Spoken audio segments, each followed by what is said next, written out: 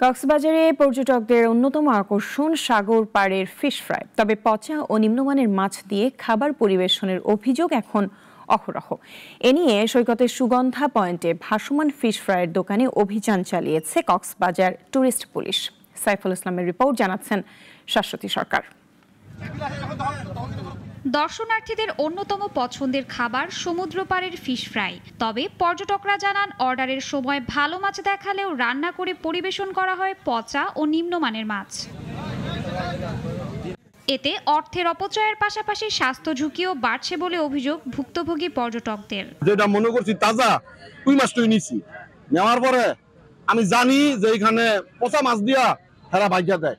মানে আপনি চোখে দেখতে পাচ্ছেন যে ও কাটছে, আসলে ও কি কাটছে বাট এটা একটু ভিতরে, ওখান পর্যন্ত গিয়ে দেখা যায় না।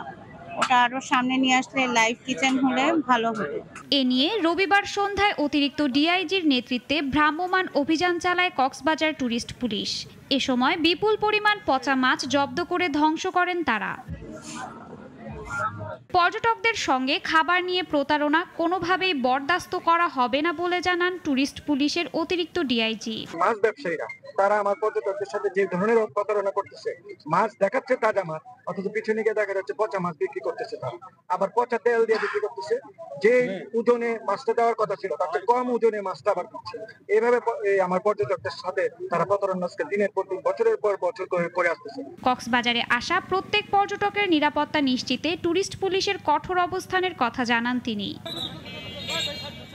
শাশ্বতী সরকার, নাগরিক।